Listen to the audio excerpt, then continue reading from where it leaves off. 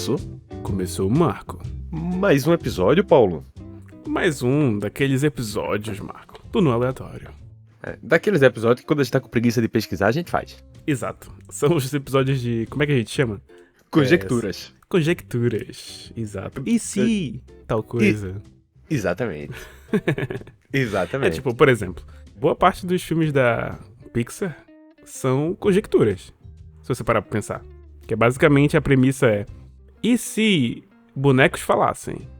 E se sentimentos tivessem sentimentos? E se insetos falassem? Geralmente ele bota muita coisa e se falassem também. E se falassem? E se carros falassem? Exato. A melhor parte do... Tipo assim... Cara, o filme Carros é muito bom, né? Porque o filme Carros tem o Papa Carro, né? Que provavelmente anda num Papa Carro Papa Móvel. O que significa que teve um atentado, né? Tipo, do João Paulo II. E eu vi um cara na internet falando que isso faz a gente assumir que em 2025 anos atrás teve um carro que morreu crucificado por nós. O Jesus Chrysler. Ai, que piada maravilhosa. O mundo de carros é muito bom. Paulo, e a conjectura de hoje é: qual seria sua cidade ideal? Exatamente. Eu gosto muito desse assunto, eu gosto muito de urbanismo no geral. E a gente vai tentar aqui dissecar o que seria uma cidade ideal. Recife com segurança. Muito obrigado pelo episódio, pessoal. Terminou?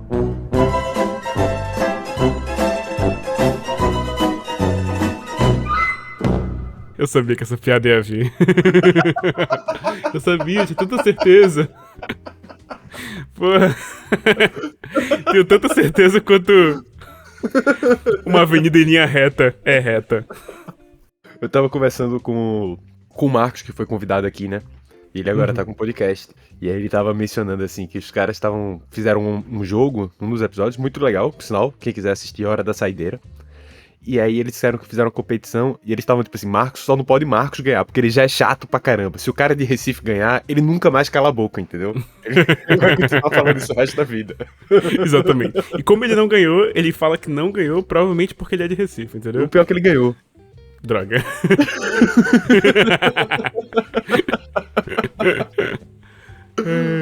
Muito bom.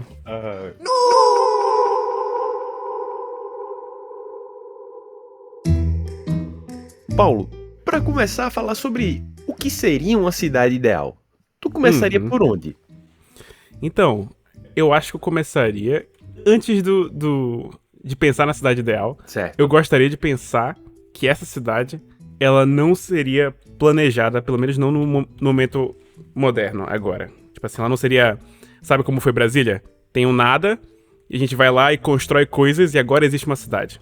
Eu gosto de pensar que a cidade ideal, ela tem uma história e cultura que veio de muito tempo antes, sabe? Tipo assim, ela pode ter sido planejada no passado, mas eu não quero que trazer aqui, por exemplo, aquela cidade que vai ser construída no meio do deserto, a The Line, eu acho. Que é tipo assim, porra, os caras estão fazendo um esforço gigantesco pra construir algo do zero. Eu não acho que a cidade ideal é assim. A cidade ideal, ela tem história, ela tem cultura, ela tem pessoas de vários lugares, ela tem imigrantes, ela tem locais, ela é um organismo vivo. A nossa ideia aqui de trazer, tipo assim, o que é a cidade ideal, é mais, tipo, como é que eu pego isso e transformo no mais eficiente possível, sem destruir o que já tava ali, entendeu? Eu acho que pra mim, começa por aí. Gosto muito desse ponto. Inclusive, a gente já falou aqui que eu tô fazendo obra, que eu tô me mudando e tudo isso. E uma das coisas, quando eu fui escolher pra onde ir, uma das coisas que me bateu muito foi, tipo, algumas das possibilidades eram algumas cidades dormitórios ao redor de Lisboa. Uhum. Só que algumas cidades dormitórios tinham muita cara de cidade dormitório. Tipo, elas faltavam uma certa identidade ali. Tipo, tudo que acontecia ali era como se fosse uma extensão de Lisboa. Tipo, tudo acontece em função de Lisboa, querendo ou não. Faltava um pouco de história local. E isso sempre me pegou um pouco. Tipo assim, eu dei preferências para lugares que de certa forma tivessem uma identidade local. Eu acho que é importante até você, sei lá, para meus filhos no futuro crescerem em algum lugar que tem uma história no chão que estão pisando, assim, sabe? Sim, total. É estranho, né? Quando você tem um lugar onde você mora num lugar onde só se dorme, né? Exato. Não se faz mais nada. Tipo assim, toda a sua diversão é ir para outro lugar, né? É curioso isso. Nunca li. Inclusive, por exemplo, é esquisito até falar isso, mas assim, uma das coisas que você vê muito claro é presença de time de futebol nas cidades. Tipo assim, pra mim, e particularmente em Recife, sempre houve muito uma luta contra aquele sentimento de time, do pessoal do Nordeste não ter time e torcer pra um time grande de São Paulo ou do Rio. Isso também acontece? Em Recife, tipo assim, em Recife eu acho que é a cidade do Nordeste que a galera mais rechaça esse tipo de sentimento. Ok. Tipo, eles chamam de, não tem time pra torcer, sabe? Existem, eu não vou trazer todos os xingamentos que podem entrar, porque a maioria tem um caráter preconceituoso ou xenofóbico. Então, melhor não fazer. Mas, assim, esse negócio de você torcer pra torcer pro Flamengo. Pô, bicho, nada a ver, tá ligado? Nada a ver. Você tem 3 times grandes com história, independente de ser primeira divisão ou não ser primeira divisão. Lá em Manaus isso acontece bastante. Aqui em Portugal acontece bastante também, né? A galera torce Benfica, Sporting e Porto, no máximo, né? Exato. E, tipo, eu não me incomodo dele gostar. Eu coloquei o do Porto aqui porque eu acho o Estádio do Dragão um nome muito maneiro. Mas, honestamente, se a gente for colocar na balança, é Sporting e Benfica. Não, mas mais aqui no centro. Se for pro norte, mesmo que não seja no Porto, a galera vai gostar mais do Porto, eu acho. É? É, eu tenho essa sensação. Então, talvez eu esteja errado. Atenção, retiro o que eu falei. eu também não sei. Entendeu? Eu também não sei. Torcedores do Porto, encham nossos comentários. Mudamos o podcast. Agora estamos no podcast do Maurício Meirelles. É Achismos. Achismos. Tá, né? Mas então, essa sensação de que, sei lá, tem um time pelo menos lá, que ele, mesmo que ele queira torcer pro time maior, porque querendo ou não, eu tô morando aos arredores de Lisboa, então se ele quiser torcer pro time de Lisboa também não é nada de outro mundo não. Mas, tipo, ter uma história ali e ter alguma coisinha da terra, do local, pra se preservar e alimentar esse sentimento de pertencimento, eu acho que é essencial, é essencial. Total, também acho. Eu acho que é esse senso de que temos uma cultura comum, muito embora estejamos gravitando ao redor de uma cultura um pouquinho mais robusta, né? Mas existe uma cultura própria. Isso é legal. Eu acho legal sobre cidades no geral. Então a cidade que a gente tá construindo, ela tem isso. Ela tem um time de futebol local, tipo aquele... Pô, tá aí, ó, uma boa recomendação. Nem pensei nisso no artístico também, mas aí fica aí uma boa recomendação. O Bem-vindos ao Wrexham, do Ryan Reynolds. Pois é, é a mesma ideia da cidade lá do Wrexham, né? Que é Wrexham. É uma cidade pequena que tá sendo montada, mas já tem uma história, lá já tem É uma cidade pequeníssima, tem o estádio de futebol ativo mais antigo do mundo. Eu vi isso no documentário, tipo, eles mencionam isso, tipo assim, não foi o primeiro a ser construído, mas dos que ainda estão em funcionamento, ele é o mais antigo do mundo. Imagina tu ter um time de futebol de série F da parada, sabe? E o teu estádio é o mais antigo do mundo. Isso é bizarro, pô. Isso é história, entendeu? Exatamente. Essa sensação... Beleza, ele pode chegar na Copa da Inglaterra e torcer pro Arsenal. Dane-se, entende? Em Recife não chega nem nesse ponto, tá certo? Se não tem os times, você não torce pra ninguém. Você pode até assistir futebol, mas você não tem um time que tá torcendo. Você torce... Mas essa sensação de, no mínimo, ter um representante ali daquela pequena cidade que você tá... Pô, eu acho isso incrível. Isso claramente se aplica pra todas as outras coisas. Tô botando futebol porque eu acho que é mais fácil de dar o exemplo. Legal. Começamos aí com a primeira parte. Certo. Acho que o segundo ponto que eu trouxe aqui, eu vou trazer esse segundo ponto porque ele também tá ligado um pouco com essas ideias preliminares ao redor dessa cidade, né? O segundo ponto é essa cidade, ela é ligada às cidades ao redor dela, certo? Tá, ela não é isolada. Ela não é isolada, beleza? Então, quando a gente pensa em comida, eu gosto de pensar na maior parte, de comida local. Entende? Sim. Tipo assim, uma cidade fortemente abastecida pelo que é plantado e colhido ao redor dela. Pescado. Ou pescado. Meu voto, ele tem que estar perto de corpo d'água. Cidade sem água Também. não serve. Não serve. Tem que ter corpo d'água grande. Também, eu acho que é válido. Mas imagina, às vezes o corpo d'água tá na própria cidade, né? Então, tipo assim, aí beleza, a própria cidade pode se abastecer. Mas imagina assim, se a gente tá falando de um ambiente urbano, a gente tá falando também de vegetais, grãos e coisas assim, né? Sim. E seria muito bom se isso estivesse ao redor da cidade. Eu vi uma vez uma crítica ao filme do Senhor dos Anéis, em que mostra algumas cidades, assim, tipo, grandes e tal, cidades fortificadas, e você olha ao redor da cidade e não tem nada sendo plantado. E aí, tipo assim, a crítica que a pessoa faz é a seguinte: o Tolkien não ignorou essa característica das cidades grandes nos livros dele. Se tu for ler as descrições das cidades, você vê que extensivamente ao redor das cidades grandes tem grandes e grandes e grandes plantações de pessoas que estão ali abastecendo aquela cidade. Quando tu vai pros filmes do Peter Jackson, é tipo assim, um nada e uma cidade murada. Essa galera vai comer, pô. Não faz sentido.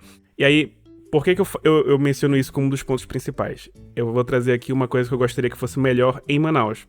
Mas em Manaus é uma situação à parte, porque a gente é muito isolado por rios, né? Ao redor de Manaus.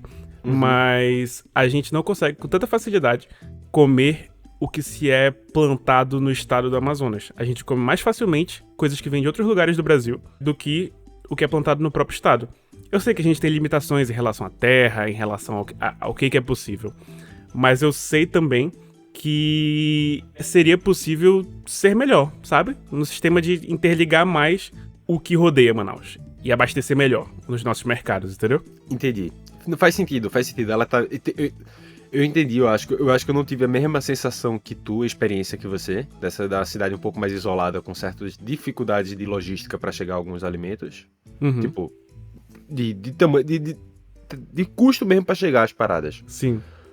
E aí eu não tinha pensado nesse lado não, mas faz sentido. Uma cidade bem relacionada com seus arredores, assim, bem comunicada com seus arredores. Em Manaus, o preço das coisas se eleva muito pelo fato de não ser interligado tão bem assim. Por exemplo, produtos de feira, né? A gente tá falando de frutas, legumes, né? Coisas do gênero. Eles chegam através da cidade, através dos atravessadores.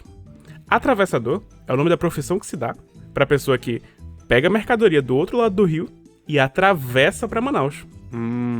Para além dos atravessadores, a gente tem os transportadores que trazem até outra margem, entende? Sim. O valor agregado entre o produtor e o consumidor final é gigantesco, pô. Comer em Manaus é caro. E é isso que eu não gostaria de que tivesse nessa cidade que a gente tá construindo idealmente. Eu gostaria que comer fosse barato, sabe? Sim. Gosto desse ponto. Então seria uma cidade com história, bem comunicada com terrenos ao redor, geralmente mais férteis ou com climas mais... Pronto, isso é um ponto interessante, tá certo? Clima da cidade. Aonde essa cidade estaria localizada no mundo? Eu gosto, particularmente, das 4 estações definidas.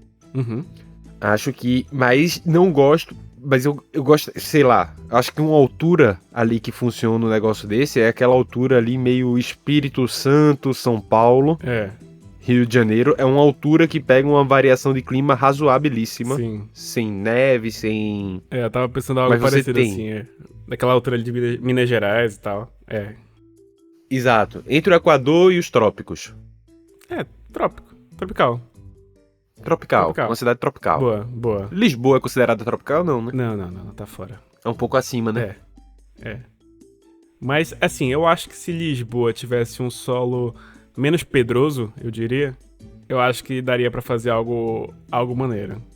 Em relação à plantação, no geral. Dá. Portugal como um todo, eu gosto bastante do clima. Eu acho que ele é divididozinho bem corretinho. O norte é mais frio, o sul é bem praia. Parece... Tem bastante variação de altitude, dá pra plantar bastante coisa e tal. Não sei o quê. Parece Westeros. Parece Westeros. Parece Westeros. Total. A gente tá em King's Landing. Total. Mas assim, eu acho que essa ideia, pelo menos no geral, daria pra fazer em quase... Daria pra fazer em muitos lugares. Eu ia falar quase todo lugar do mundo, mas não é verdade. Daria pra fazer em muitos lugares a ideia do que a gente tá falando. Porque, ok, no que a gente falou agora, nessa altura do Espírito Santo, Minas Gerais, tem mais opções do que se daria pra plantar, porque é uma terra muito fértil, é um clima muito favorável. Se tu subir um pouquinho mais pra Bahia, tem uma parte da Bahia que o solo é tão fértil e o clima é tão favorável que lá é uma região vinífera, ou seja, se faz muitos vinhos, e é um dos poucos lugares do mundo onde você tem 2 safras por ano. Então você tem 2018 1 e 2, ou A e B, não lembro como é que é a classificação. Isso é muito raro, pô. Tem que ser um lugar muito quente, e geralmente em lugares tão quentes assim, o solo não é tão favorável pra uvas, entendeu? Sim. Mas na Bahia dá. Eu acho que deve ser mais ou menos o esquema que Petrolina tem. Talvez. Petrolina tem bons vinhos também. Por incrível que pareça, assim. Sério? Ninguém dá. É vinho e fruta, assim, dá muito. Okay. Porque apesar de você estar no coração do sertão pernambucano, você tá na beira do São Francisco. E a beira do São Francisco é muito fértil. É muito fértil. O problema é a interconexão que a gente falou. Entendeu? Assim, se você seguir pela beira do São Francisco, você entra em solo fértil. Mas se tu for pra dentro, não necessariamente. Entendi. E algumas horas começa a ficar mais seco, mas assim, mas perto do Rio São Francisco é realmente uma vegetação rica, bem rica. Boa. Excelente. Então, fechando esse assunto sobre conexões, dá pra fazer essas conexões aplicado pra várias cidades, por exemplo, pra Manaus, por exemplo. Eu tentaria algo como uma linha mais forte de pontes, estradas melhores, ferrovias, o conjunto de tudo isso, entendeu? Tipo assim... E até ter uma linha mais forte de, tipo assim... balsas mesmo, sabe? Não depender exclusivamente de atravessadores. Eu entendo que é uma profissão importante e tal, mas entendam. É um custo que se aumenta muito pra população. Se a gente pudesse só diminuir esse custo, sabe? Aproximar o produtor do consumidor final. Com o quê? Com infraestrutura, sabe? Com Sim. Coisas que vão transportar uma massa de coisas muito grande pra população muito rápido. Sem depender, tipo assim, imagina. Pra cada atravessador que faz esse serviço, é um preço agregado. Isso é terrível, pô. Boa. Tá bom. Interessante.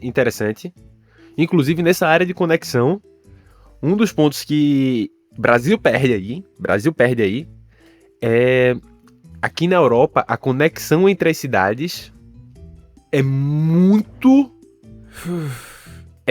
mais tranquilo. E apesar de... Eu acho que assim, a gente passou por um momento aqui na Europa de revolução industrial muito cedo. Certo. Ao mesmo tempo que eles fizeram uma danificação muito grande no próprio ambiente ali no começo, houve uma tentativa... Eu acho que a gente tá mais ligado ao produto local aqui. Então existe muito essa questão de, tipo, daqui pra Madrid não é perto. Mas existem vários lugares no meio do caminho que tem culturas próprias, alimentos próprios e tem uma infraestrutura, ele tá tão bem conectado que tu acaba chegando lá sem necessariamente tu passar muito tempo no meio do nada. Não precisa ter uma ausência de coisas muito grande. E eu acho que no Brasil a gente ainda tem uma ausência de coisas muito grandes e cidades ao redor, particularmente industriais, que faltam essa estrutura de cidade, sabe? Tem muito terreno, eu acho, no Brasil que é tipo, é fábrica. É praticamente fábrica. Tipo, durante o dia tem o triplo de população que efetivamente a cidade tem. Total.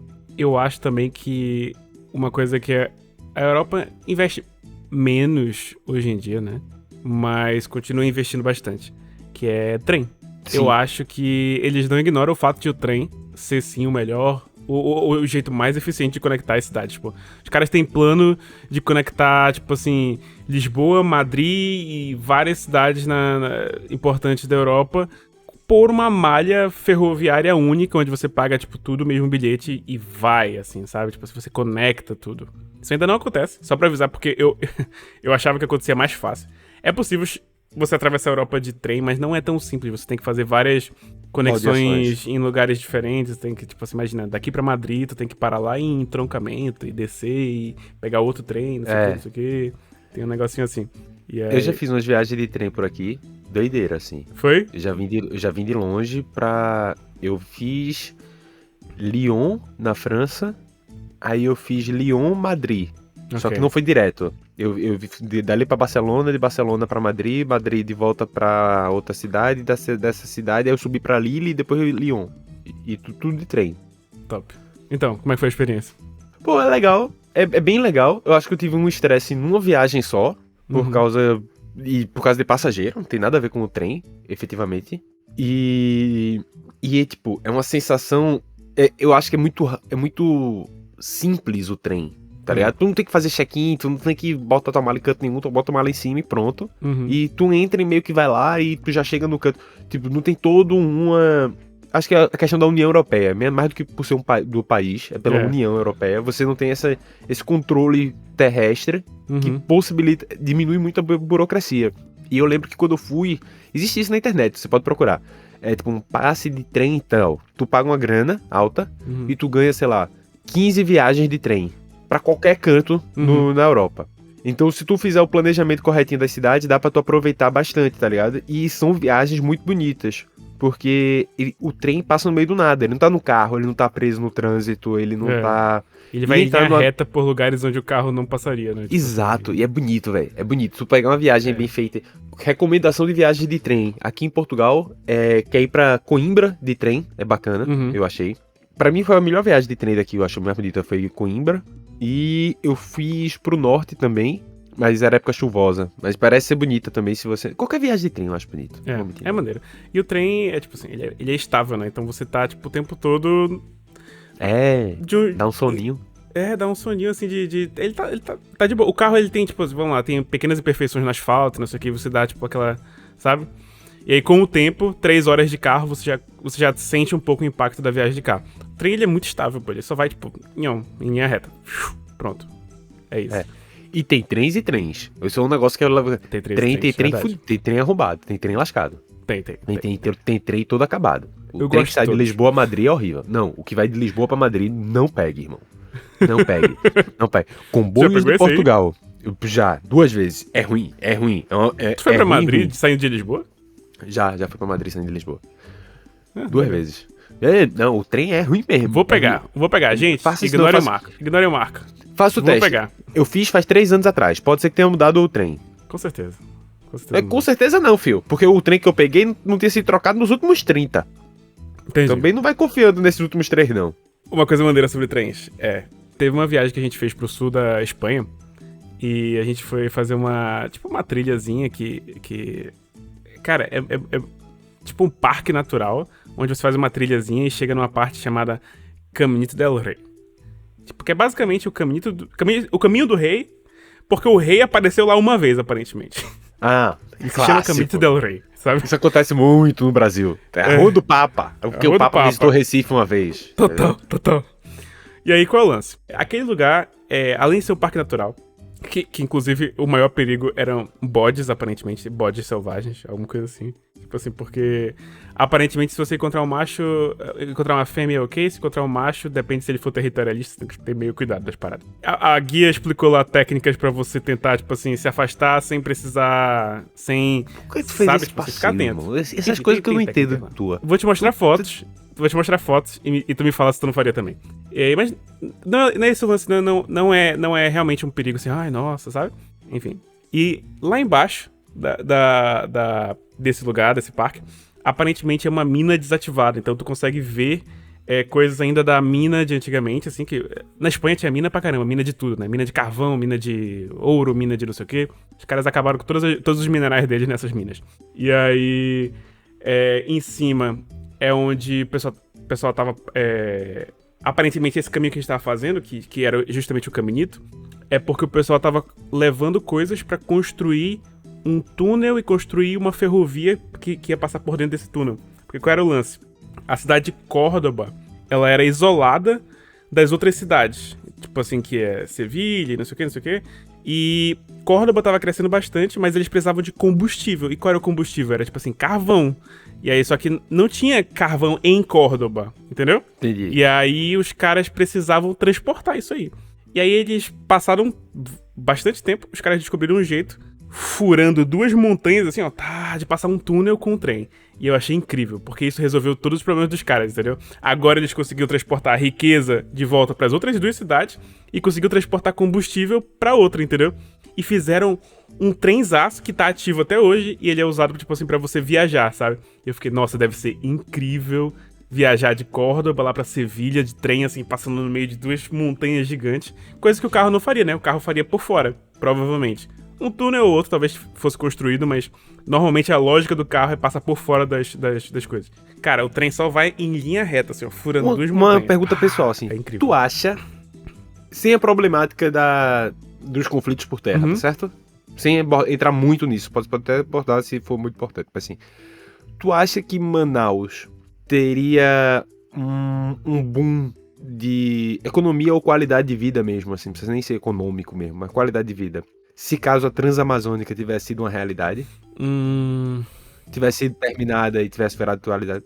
Tipo, de novo, só se tivesse sido conectada, se efetivamente essa ferrovia existisse.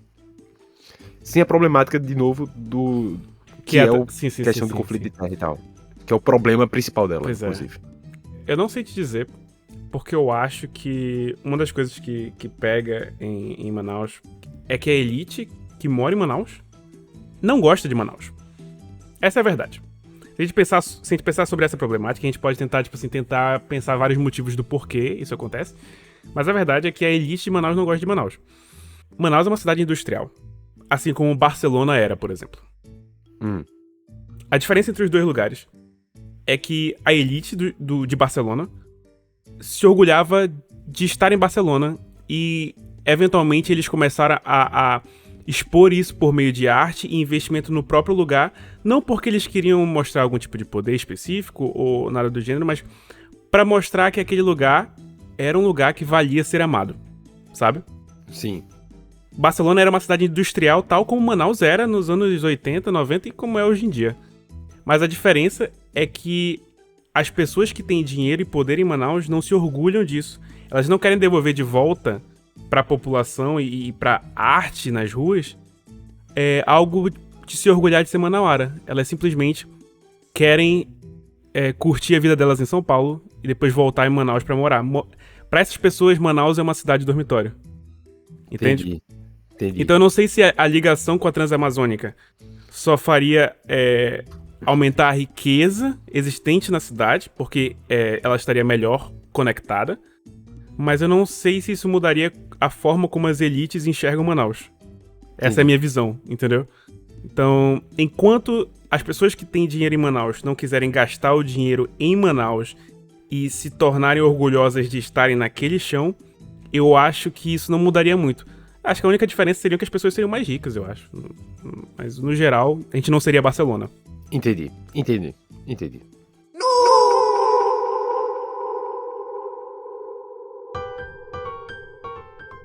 Vamos voltar para a nossa cidade, que a gente entrou no hiperfoco de trem.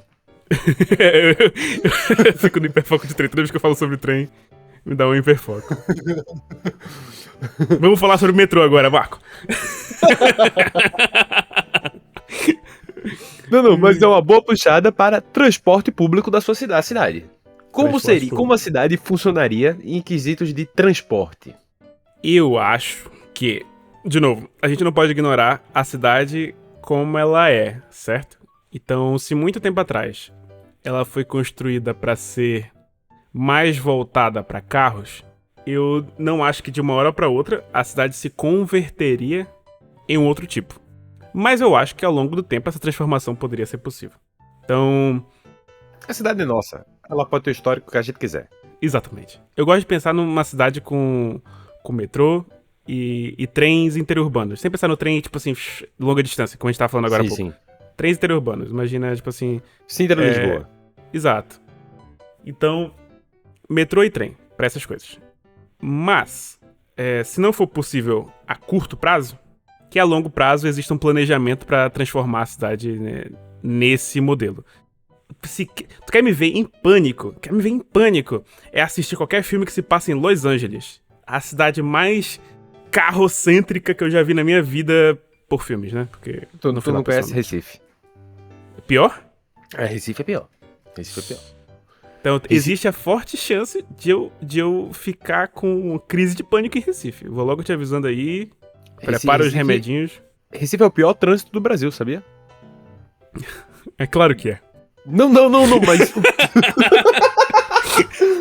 Não, de verdade, Sabia ele já que foi... é o pior trânsito em linha reta do Brasil? Ele já foi eleito o pior trânsito do Brasil.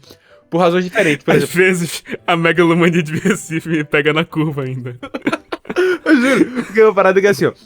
São Paulo, por exemplo, ele pode ter vários e vários quilômetros de trânsito, beleza? Certo. E porque é uma cidade muito grande.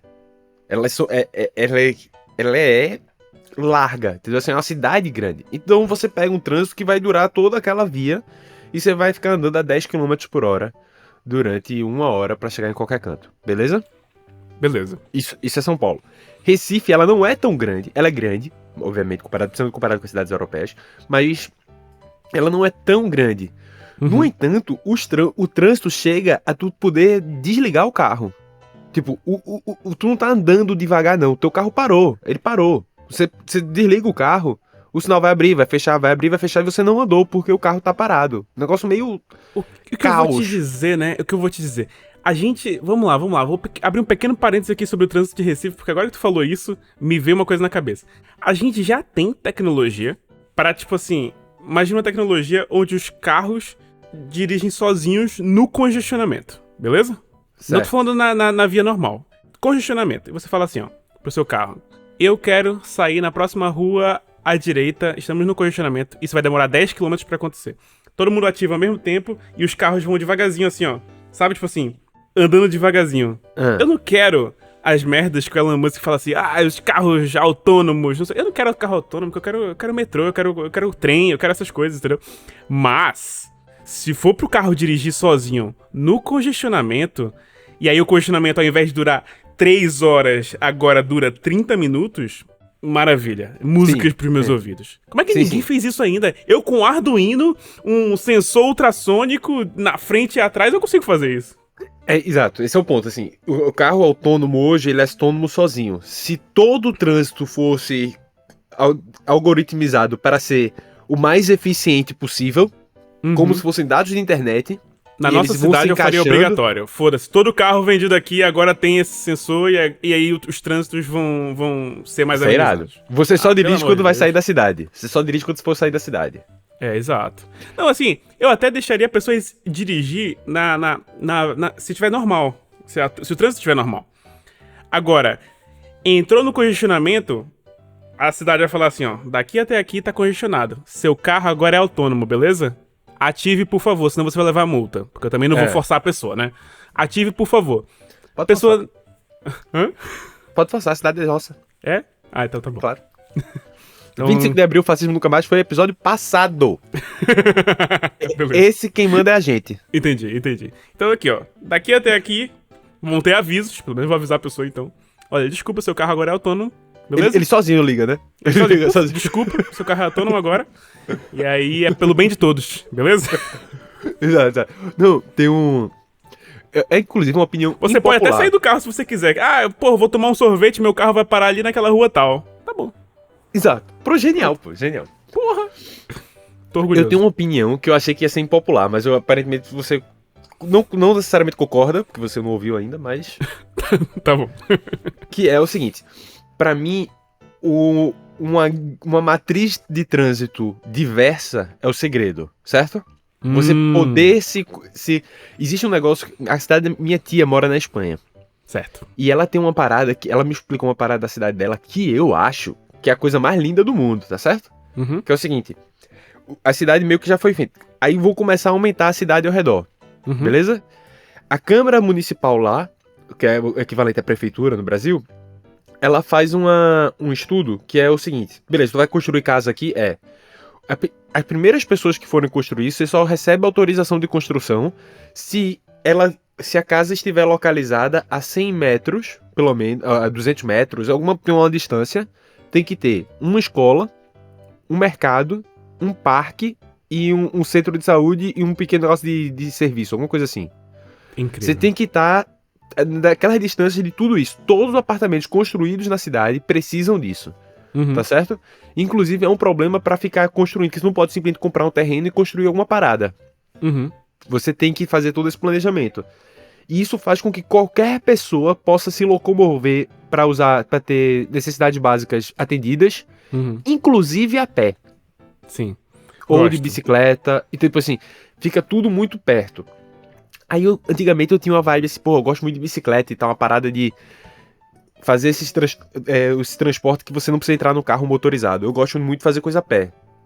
Tipo, tem vezes que quando eu não vou pro escritório do trabalho, eu passo uma semana ou duas sem entrar no carro motorizado. Tipo, só resolver as coisas aqui perto de casa. Eu adoro por aqui.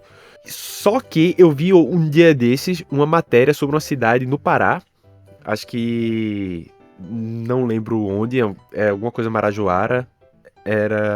Eu não lembro se era na Ilha de Marajó ou se era uma cidadezinha perto. Vai falando aí que eu pesquiso a cidade. Que só tem bicicleta, é proibido carro. É proibido um veículo motorizado na cidade, tá certo? E aquele nosso explorar sobre se isso é bom ou se isso não é bom. Brother, eu comecei a ver a matéria, achei interessante. Eu comecei a achar interessante quando eu fui ver, passou uma cena de um cara fazendo o seguinte. Ele e a esposa, e eles estavam com tipo um cabo de vassoura, cada um segurando um cabo de vassoura de um lado, e muitas compras penduradas no meio. Aí eu fiquei... caralho, deve ser também uma cilada, entendeu? Assim, às vezes teu carro tem uma utilidade. Às vezes o carro tem sim uma utilidade. Sim. Tipo, tu precisa fazer uma baita feira. Tu vai fazer sei lá, jantar de Natal, pô. Total. Tipo, tu vai ter que voltar com tudo andando numa bike? Tu vai comprar um armário como? Como é que vão entregar um armário na tua casa se o carro não entra? Total. Eletrodoméstico. Aí eu desisti de pedir que a cidade não tivesse carro. Eu aceito a necessidade de carros. Eu acho que um bom equilíbrio, tipo assim, vamos lá. O grosso do transporte poderia ser transporte público, né? Que a maior parte das pessoas vai trabalhar, vai fazer alguma coisa assim. Mas a ideia de você ter espaço para carros de uma maneira limitada, mas ainda assim existir, pra mim é algo legal. Como tu falou, pô, vai entregar a encomenda do IKEA como? Sabe? Exato, pô. Tipo assim, imagina... se só existisse... imagina se as pessoas só pudessem andar de veículo nas estradas, né? Putz, como é que o armário chega até a tua casa, entendeu? Então, exato. A ideia de existir carro ainda é uma ideia, pra mim, plausível. Mas de uma maneira muito menos intensa do que a gente usa hoje em dia. Pra mim, você usar carro de um jeito meio mundano, assim, tipo... só ir trabalhar, só ir não sei o quê. Pra mim é uma coisa que eu não gosto. Eu acho que não é um pensamento bom a longo prazo pra gente como humanidade, sabe? Tipo assim. Sim, pô, claro. Sabe? Mas seria bom ter a diversidade, né? Eu gosto da mecânica, dirigir até um ponto de transporte público, fazer o percurso todo, voltar e pegar esse carro e voltar pra casa. Se caso for preciso, você fazer esse processo. Eu gosto da ideia de transporte público ser perto o suficiente sempre pra ir andando até o transporte público, sabe? Imagina. Não, isso é o ideal. Pra mim, isso é o ideal. Pra mim, exato. Não, mas imagina assim, ok que a cidade pode não ser assim agora, mas a gente tá se planejando pra que seja, entende? Tipo assim, a cidade se planeja pra que seja. Quando? Planejamentos consistentes de longo prazo. Uma coisa que eu enxergo que é um problema no Brasil, e não é um problema em várias outras cidades da Europa, é que os nossos planos de longo prazo, normalmente, são os planos plurianuais, que são 4 anos, né? Por quê? Porque você não pode comprometer o orçamento do futuro de uma maneira, sabe, que tá presa no seu mandato, certo? Então... mas as cidades vivem muito mais do que isso, e às vezes existem coisas que vão durar mais que 4 anos pra serem feitas, sabe? Um planejamento mesmo a longo prazo, né? Tá dizendo. Barcelona tem planos de 10 e 20 anos, pô. De como a cidade vai se tornar. Como é que você faz isso? Tem jeitos, tem técnicas pra isso, sabe?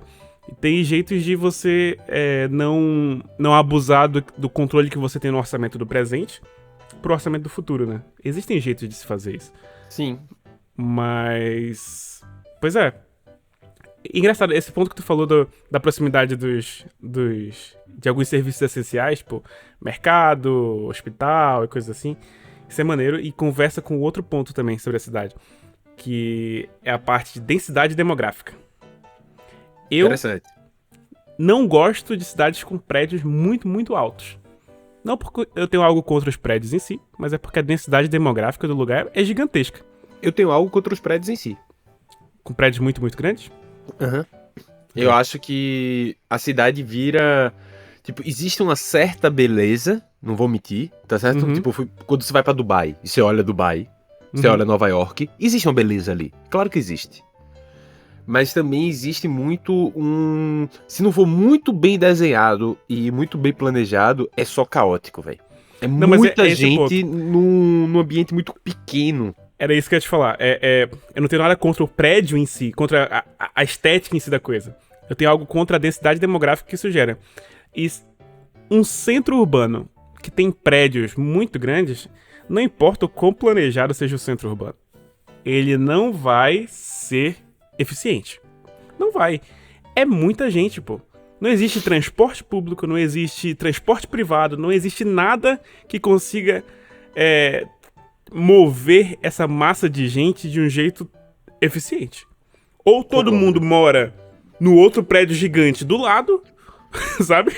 Tipo assim, você trabalha aqui, Exato. todo mundo mora aqui, sabe?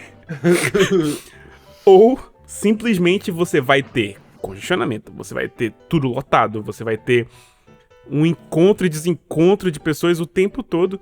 E ok, tem gente que acha romântica essa ideia, assim, mas eu acho que na nossa cidade ideal, os prédios têm no máximo 6 andares. Vamos lá.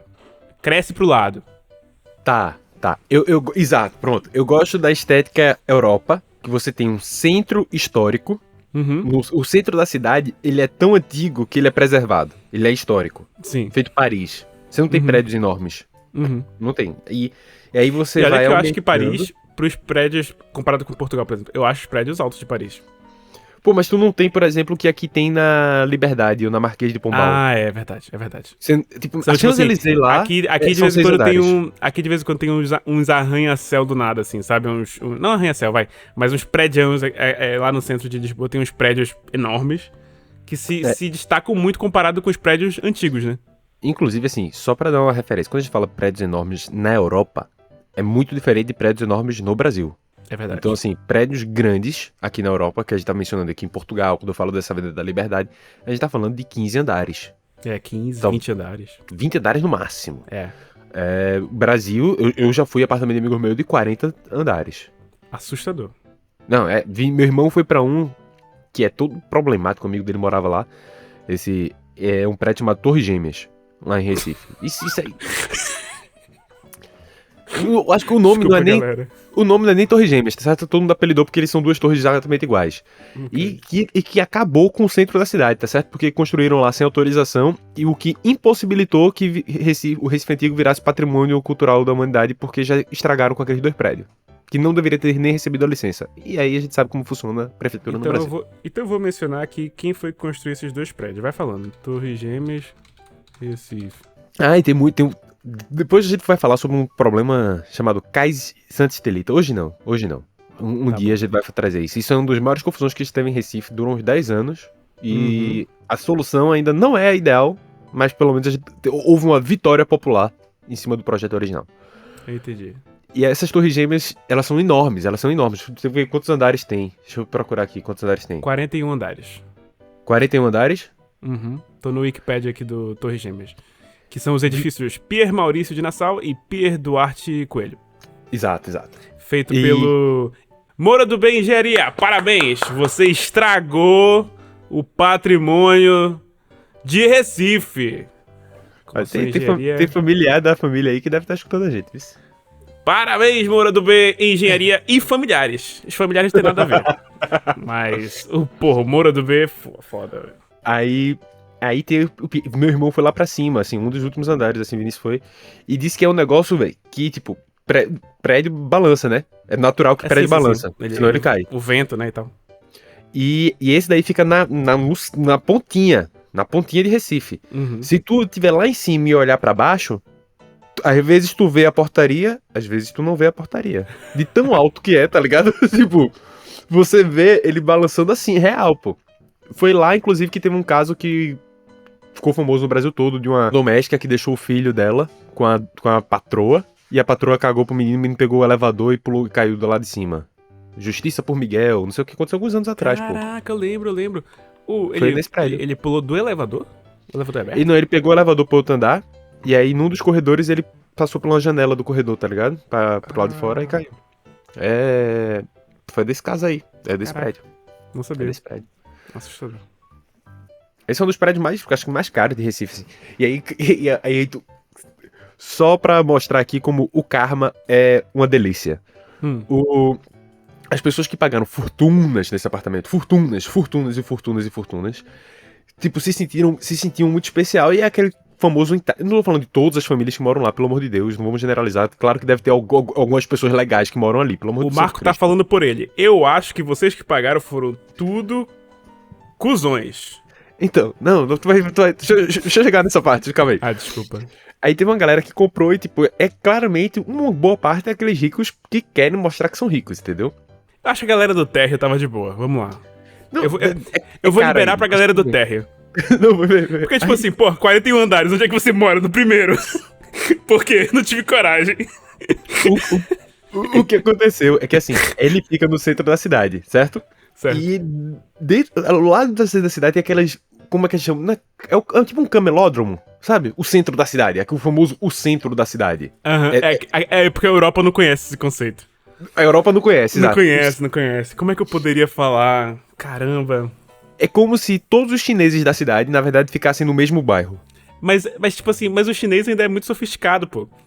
Porque a loja do chinês aqui, ela é tipo um atacadão no Brasil, assim, sabe? Ainda é muito sofisticado, pô. O chinês é de boa. Não, mas tem um É como se mais ou menos. fosse...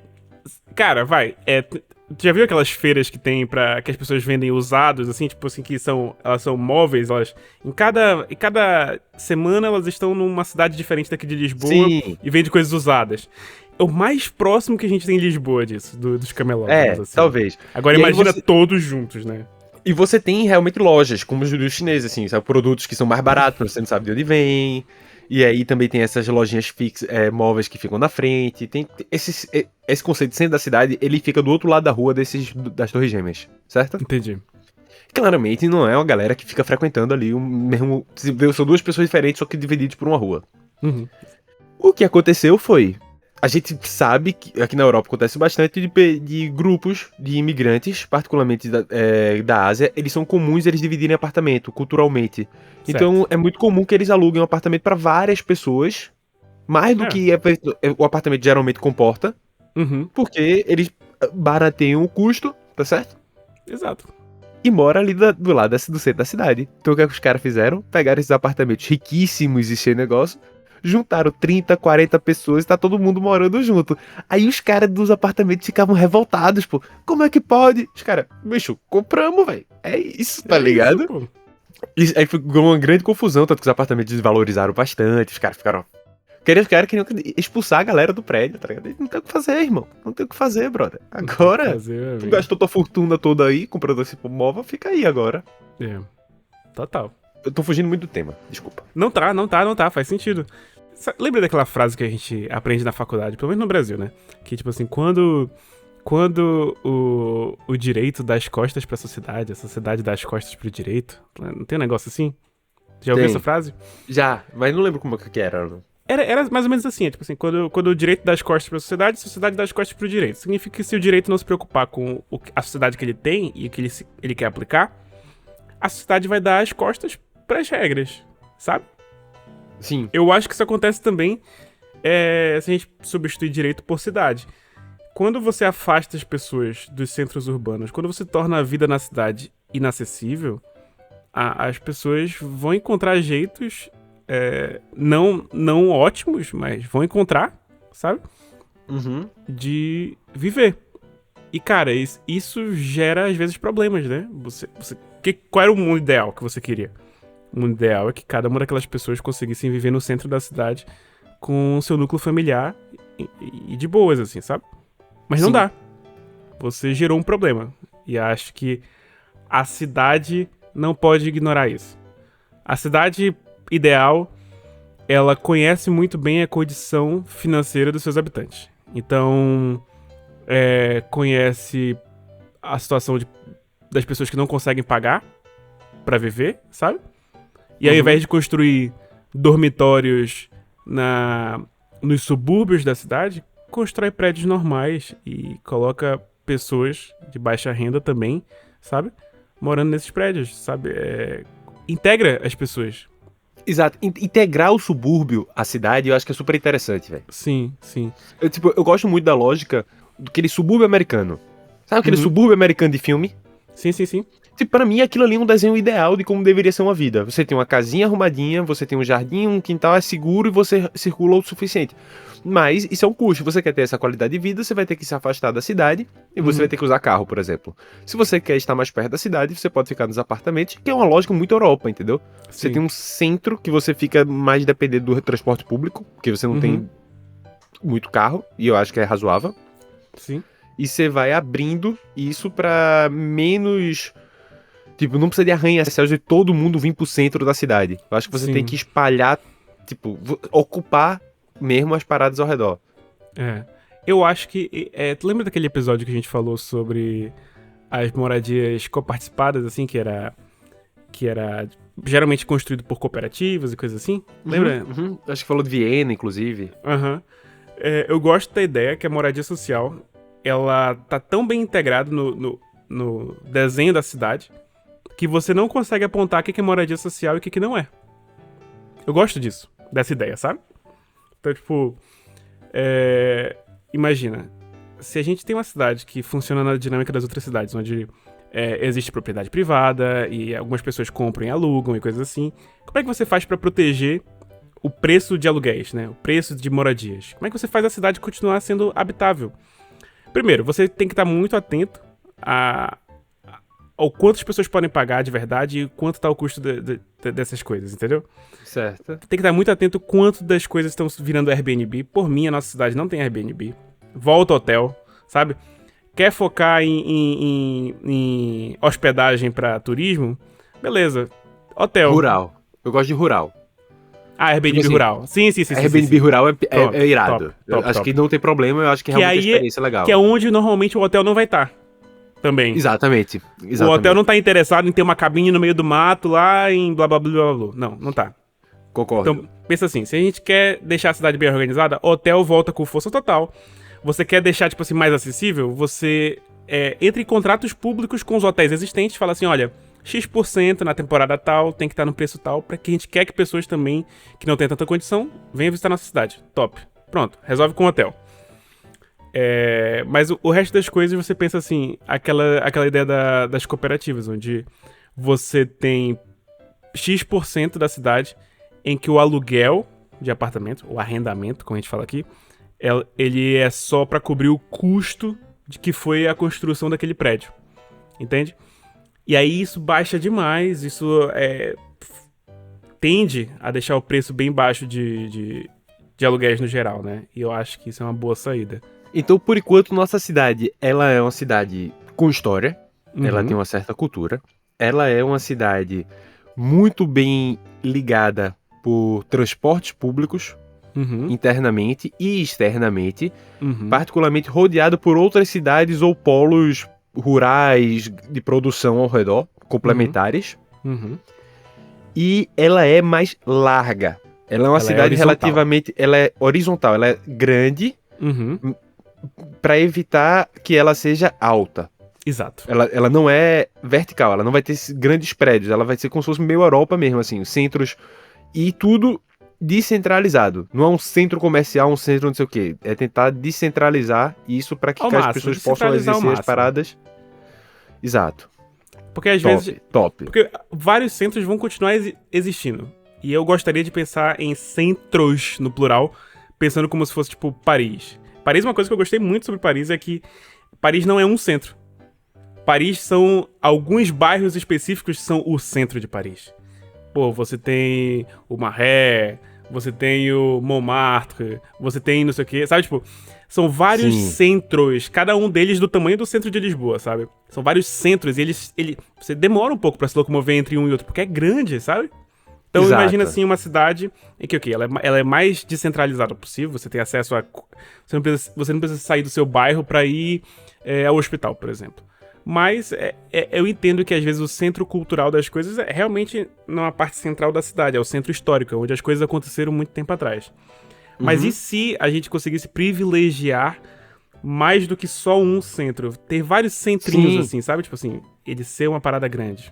Fazer uma parada tipo assim, vai ter uma zona de teatro nessa parte. Aqui vai ser uma parte só de músicas, então baladas. Então são estilos diferentes, as pessoas podem se dividir ao longo da cidade. Sim. Pra mim, eu tenho uma regra que, assim, qualquer rua que tenha mais de 3 faixas de carro, ela precisa ser arborizada dos 2 lados.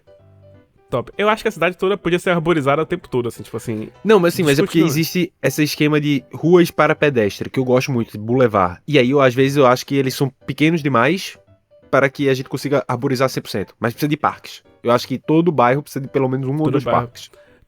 Os parques têm que ser andáveis de um pro outro. Imagina assim, tu tá num parque, tu quer ir pra outro parque, ele tem que ser walk distance entre um e outro, na cidade inteira, eu acho. No mínimo, o parque é a sala de estar da cidade, pô. Exatamente, eu gosto dessa proposta. A cidade, ela é feita para os habitantes, então tem parque, o centro da cidade, tudo isso é a sala de estar da cidade. Gosto muito desse desenho. Boa.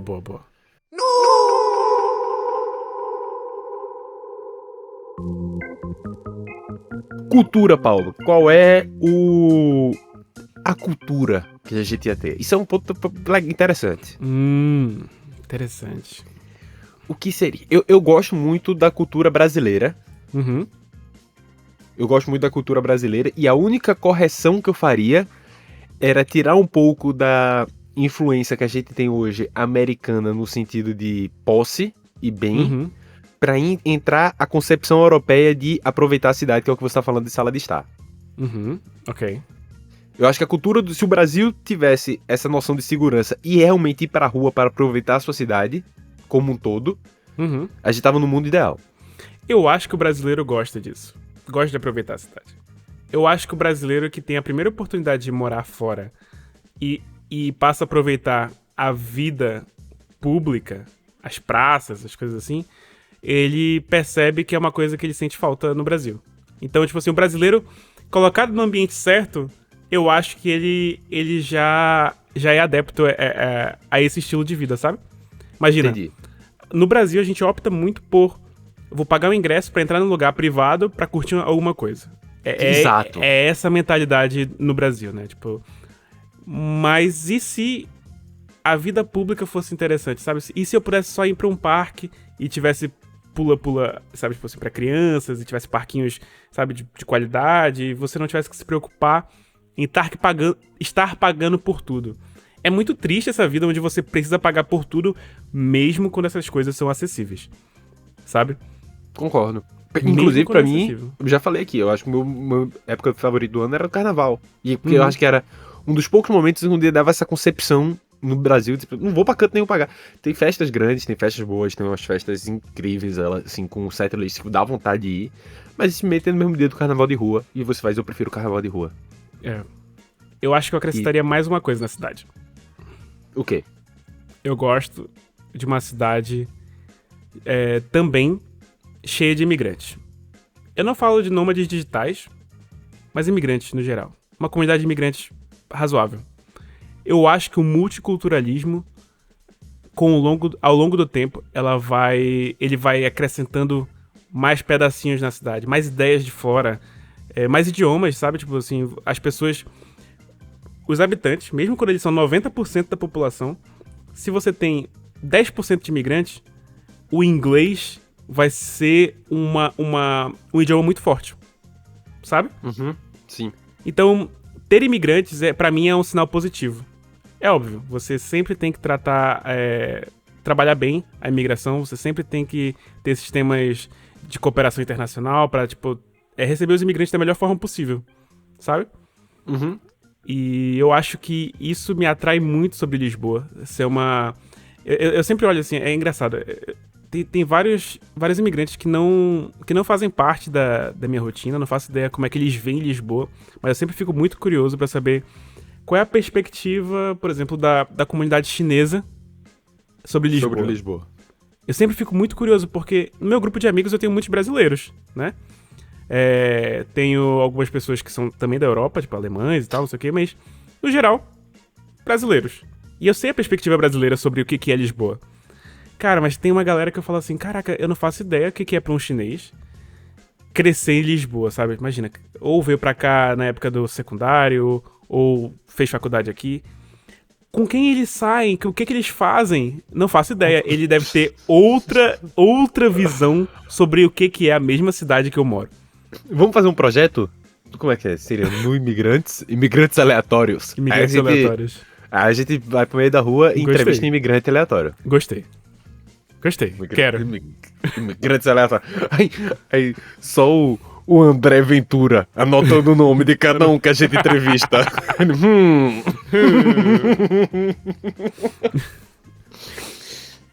Excelente.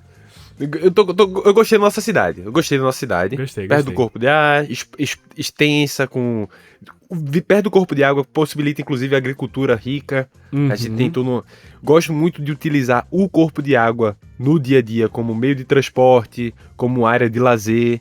Gosto muito aqui de você ir pra uma beira do rio pra fazer alguma coisa, sabe? Onde tem Total. eventos e tal. Achei muito legal. Qual é o nome da nossa cidade, Paulo? Interessante, né? Assim, desconsiderando o fato de que, como a gente falou, né? Era uma cidade existente, né? Então a gente vai desconsiderar esse primeiro ponto pra poder criar um nome artificial, né? Que a gente tem... Também não tem como, né? A gente só pensar em nomes... Deixa eu ver. Não quero nada que seja Nova alguma coisa. Não pode... Ou seja, eu quero excluir a ideia de Nova Recife, beleza? Droga, deixa eu cortar aqui. Não pode ser Nova Recife. Não pode. Tá. Eu não sei dar nome de cidade. Eu vou pedir pro ChatGPT. Boa. Escreve as características da cidade que a gente fez e pede pra ele dar nome. Tá. Calma. Eu gosto muito de nomes... Em Pernambuco tem muitas cidades que vêm descendentes de nomes indígenas. Eu gosto dessa pegada de você puxar uma língua que não é tão usual e você respeitar isso e acabar... Sabe, de certa forma, quando você nomeia uma cidade nessa vibe, ele cria... Entendi. Cara, o ChatGPT é muito ruim de dar nome pra cidade. Beleza. Tá certo? Então. Conectópolis... Okay. Conectópolis não, pô. Muito futurista. Nossa cidade é mais histórica. Beira Maré.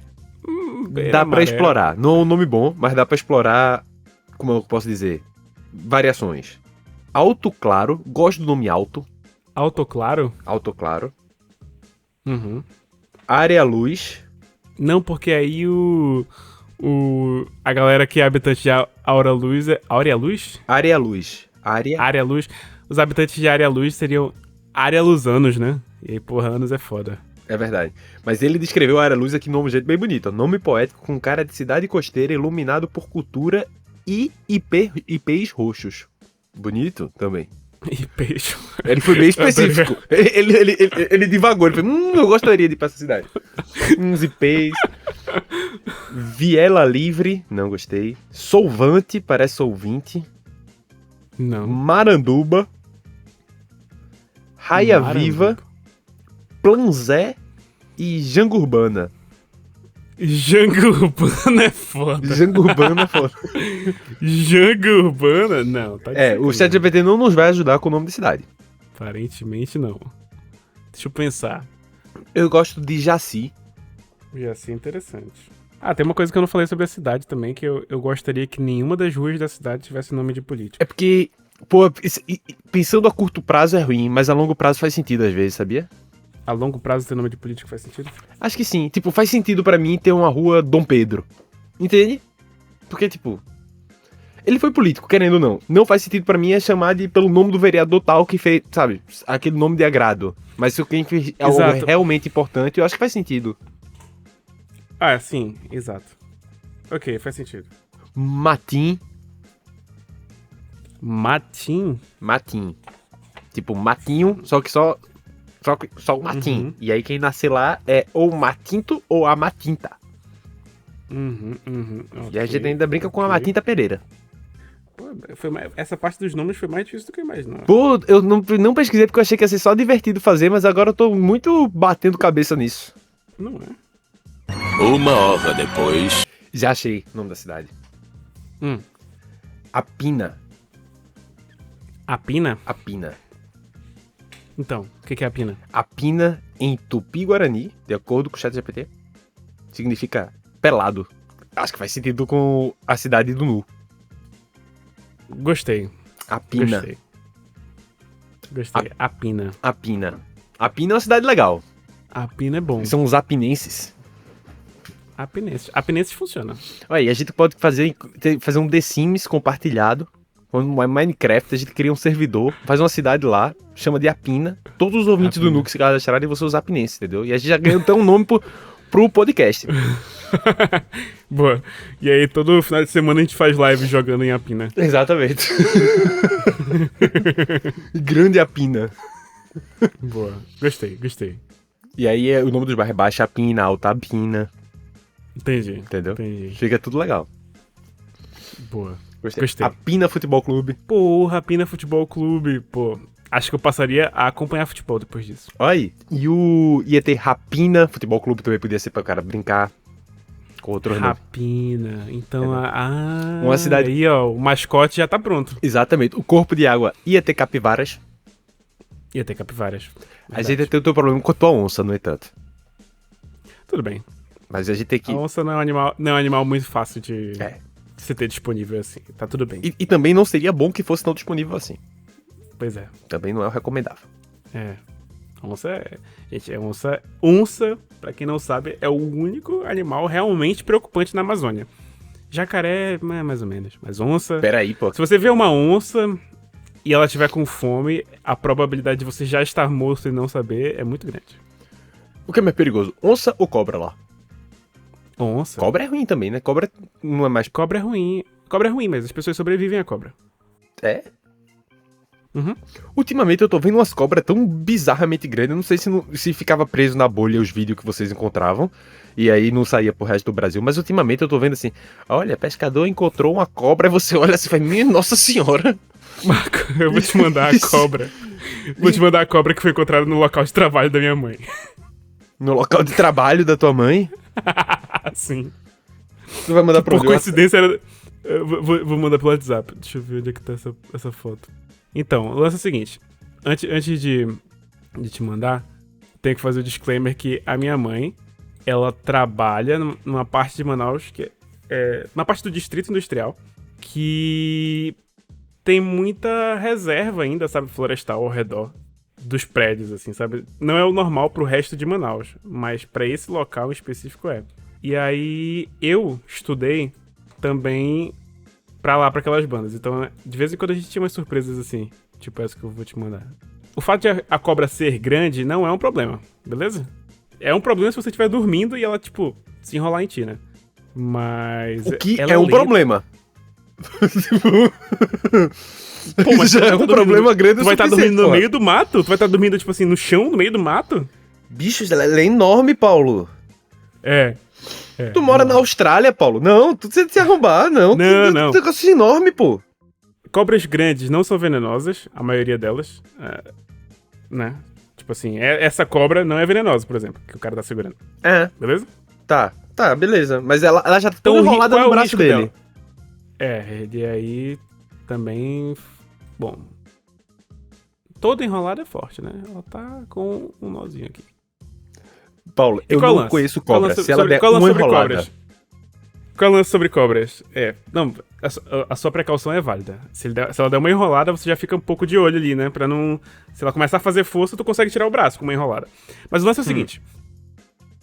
Cobras, a pior parte sobre elas são as venenosas. Porque dependendo de onde você estiver, você precisa chegar com saúde no hospital, né? E, olha, essa cobra me picou. Por favor, me dê um antídoto dessa cobra. E a pessoa vai lá e te dá um antídoto, beleza? Mas tu tem que pegar a cobra, né? Sim, ou tirar foto, né? Mas que é mais fácil. Você pode levar a cobra também. Não, é melhor tirar foto. É mais fácil tirar foto. É. Melhor tirar foto. Você pode levar a cobra no desespero? Você pode, entendeu? Aí, se eu fosse o cara, se eu tivesse no hospital, o cara chegou, mordi aqui a cobra, tá aqui ela, eu ia dizer, vai se fuder, porra, deixa ela lá, caralho. Oxi, tu trouxe ela pra cá. Pois é. Porque, tipo, se você não souber qual foi a cobra que te picou, existe um antídoto genérico, mas ele é pior do que o antídoto específico pra cada cobra, entendeu? Tá. Então, de novo, cobras é ruim ser picado por cobra se ela for venenosa, porque, putz, tem, por exemplo, não tem na Amazônia, mas uma das piores cobras possíveis é a jararaca, né? Que é comum no Cerrado, né? E a jararaca é 40 minutos que tu tem que chegar no hospital porque começa a coagular teu sangue. E é terrível, picada de jararaca. Vixe. Aliás, eu acho que não tem na Amazônia, mas enfim, não tenho certeza. Cobras grandes não é tanto um problema assim, porque, de novo, elas demoram, né? Ela é perigoso pra cachorro, é perigoso pra criança, assim, mas pra adultos, a chance de você morrer com uma sucuri tem que ser muito azar, pô. Ela tem que ter, do nada, ela tem que, sem querer, ter caído de uma árvore direto no teu pescoço. Aí o perigo é grande, entendeu? Mas a chance é muito baixa. Agora, onça, se a onça te encontra e ela tiver com fome... Aí tu não tem pra onde ir, né? Tu não tem pra onde ir, pô. Tu tem que ter uma arma, tu tem que ter alguma coisa pra te proteger. Ela não é tu não vai brincalhona, não? conseguir. Se tu não consegue fazer aquele pop no olho, assim, brincando assim, não sei o que, e ela fica de boa, não? Faz um carinhozinho, ela, eba! Dá. Você só faz uma vez, mas dá. Entendi. Entendeu? Entendi. Tá bom. É isso. Então, vou abrir um site pra levantar fundos pra gente construir a pina. Pronto. Fechou, então. A gente vai construir a pina aí num terreno aqui em Portugal. Quem quiser, os ouvintes aí, eles podem entrar. A gente vai fazer um crowdfunding, tá certo? E dependendo de quanto vocês derem, a gente consegue elencar aí onde vocês vão entrar na cada cidade, tá certo? Beleza. Então, não se preocupe. Começa com uma rua. Exatamente. A gente vai aumentando aos poucos. Boa. Fazer Fechou. o crowdfunding. Então tá aí o nosso governo autoritário de Apina sugerido para vocês. Pronto. Informação aleatória. Informação aleatória.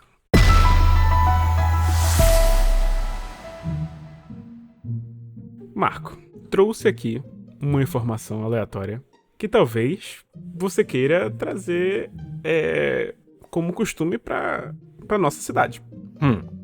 Eu trouxe aqui um costume que existe no norte da Itália, que é a tradição de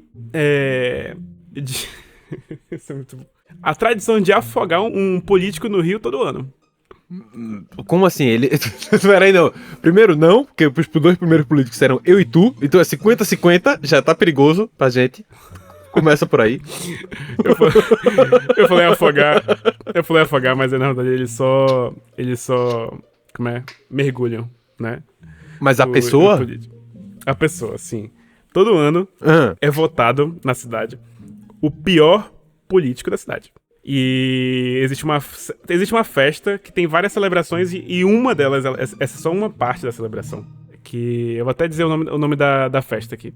A festa é Feste Vigiliane. Não sei se se fala assim em italiano.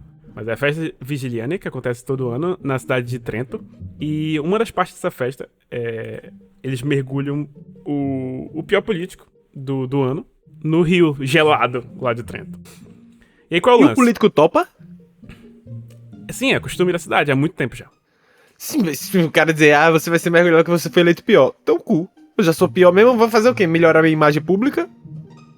Cara, ele pode só não ser eleito, né? Mas, nunca mais. Verdade, eu esqueço sobre o efeito democracia.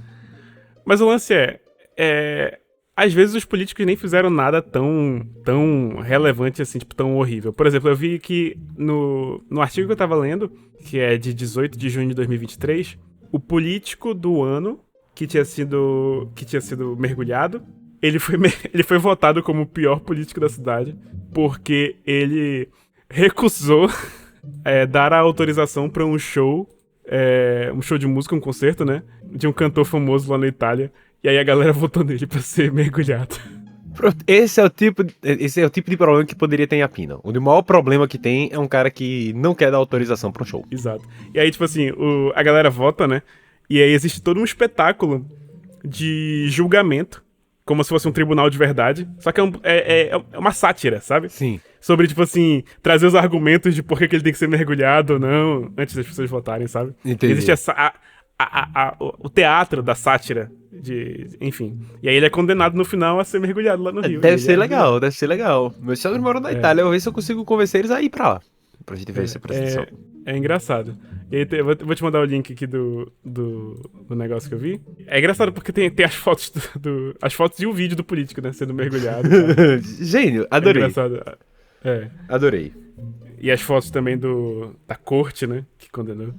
É engraçado. Será que o cara, quando decidiu não votar, ele já imagina aí, eu vou votar isso porque eu não concordo, mas eu sei que eu vou ser mergulhado ano que vem? Será que ele tem essa consciência? Se isso vai ser uma merda, eu vou ter que tomar banho de água gelada. Eu não posso. Banho de água gelada de novo. Não posso aceitar isso. O partido disse que ia votar fechado. Exato. Muito bom, muito bom. E é isso. Essa foi a informação aleatória que pode se tornar um costume aí de apina. Gosto bastante. Então vamos para o nosso próximo quadro. No artístico. No artístico.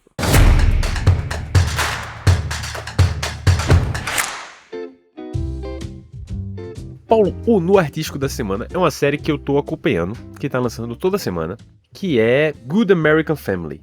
Em português, acredito que seja Uma Família Perfeita, pelo que eu vi aqui. É Uma Família Perfeita, que é com a Ellen Pompeo, famosa Meredith Grey, The Carousel Never Stop Turning. Gabriela não pode ver um carrossel que ela fala essa frase aqui em casa. E ele é meio inspirado naquele filme A Órfã, sabe? Só que é uma série com vários episódios, é uma história de certa forma semelhante, mas ela caminha de um jeito diferente. Às vezes parece que tá sendo o caminho do mesmo canto, mas ela caminha de forma diferente. E, sei lá, assim, em determinado momento parece que é muito claro o que tá acontecendo, de repente não fica não tão claro, e aí volta a ficar claro, sabe, e você fica naquele conflito de... Eu sei o que tá acontecendo ou eu não sei o que tá acontecendo. Entendi. É bem interessante, de novo, pra quem gosta do trabalho da Ellen Pompeo, tá muito bom. E realmente me pegou a contragosto. Eu não queria ver. É aquele tipo de série que Gabi começou a ver, aí eu disse, pode ver sozinha. Aí você começa a chegar perto do sofá, tá ligado? E depois do segundo episódio você tá mais envolvido na série do que ela. Você vai, calma. Tá pausado, vou no banheiro, tá ligado? Essa me pegou legal. E Good American Family, ele é disponível na Disney Plus. Então, só chegar lá e sacar. Boa recomendação. Muito boa. Então, terminou? Terminou. Esse podcast foi uma produção Uncoded. Acesse uncodedprod.com para saber mais.